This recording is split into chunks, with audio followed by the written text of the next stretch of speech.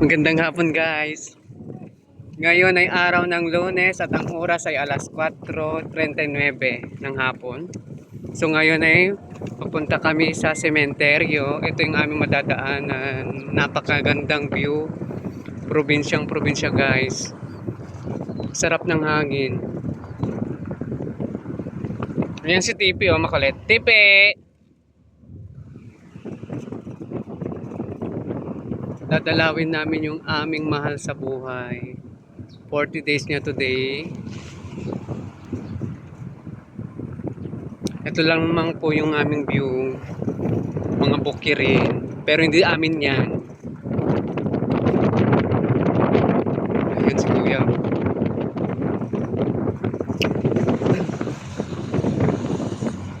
Si Ate Cora ata yung naglalakad na yun.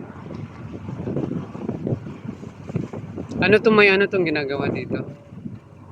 May. Ito? May parang ano mga maliliit-liit. Ito hardware. Bagong ano lang to. Bago lang ba to? Hi! Bago lang to, May? Oh, bago.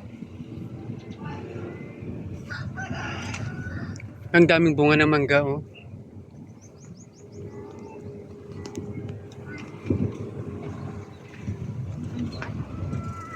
Pagkatapos lang po umulan dito sa amin ngayon. Kaya ang daan ay medyo malubak. Ayan. So ngayon nasa sitio Galilee na po tayo. Yes po. Sa atin nagtitinda ng gulay.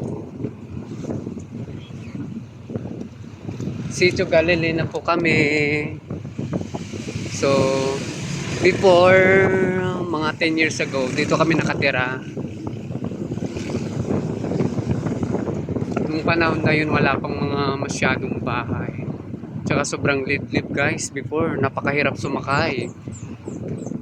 Ang mode of transportation before ay ano lang, jeep. So pag kunwari yung jeep, papasok ka sa trabaho, pupunta ka sa bayan. So pag ano, kailangan mag-abang ka na pag may jeep na papasok kasi yung jeep na yun din ang sasakyanan mo paglabas. So ang ginagawa namin before, papasok pa lang yung jeep, nakabang na kami. Tuturo ko mamaya kung saan kami dati nag-aabang ng jeep pag pumapasok kami sa bayan. Malapit na tayo guys, tuturo ko siya. So ito yung area kung saan kami nag-aabang dati ng jeep kasi doon kami nakatira. Ayun. So itong way namin ay way rin ng jeep na sinasakyan namin pagbalik niya kasi yun, wala siyang iikutan eh, babalik yung jeep na papasok dito sa way namin. At yun ang jeep na pabalik sa bayan. So sumasakay kami kasi just to make sure na yung jeep na yun makakasakay kami, makakaupo kami kasi pagbalik puno na po yun. Otherwise ang mangyayari, sasabit ka sa jeep. Yun ang nangyayari. So yun na nga, eto na nga, malapit na tayo sa sementeryo guys. Maraming nagtitinda ng gulay sa gawing ito. Oh, ayan ang maganda dito kasi bundok tong lugar namin eh. Mapuno siya, marami mga prutas, ayan, mangga, avocado, kamote, gabi. As in maraming gulay, prutas dito. So kung kung mahal sa bayan yung mga ganitong ano, dito naman sa amin medyo mas mura. So, yun naman kagandahan dito. Kaya lang kailangan magsipag, magtiyaga kasi mahirap pa rin ang pera.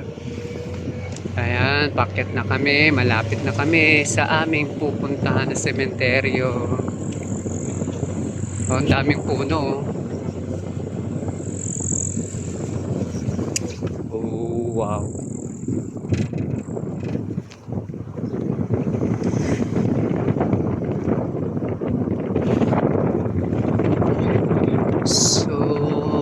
Sarap ng hangin dito ha.